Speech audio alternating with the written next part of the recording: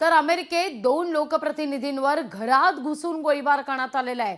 महत्त्वाची बातमी, महिला खासदार आणि त्यांच्या पतीचा यात मृत्यू झालेला आहे। पोलिसांच्या वेशात आलेल्या मारेकऱ्यांचा हा हल्ला आहे।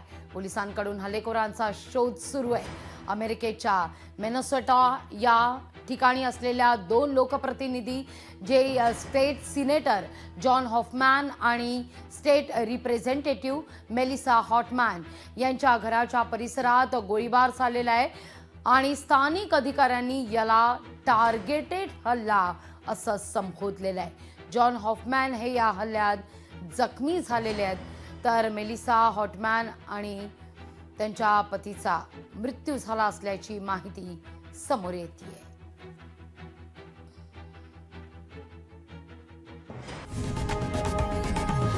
लोकशाही मराठी ऐका, पहा, जागरूक रहा।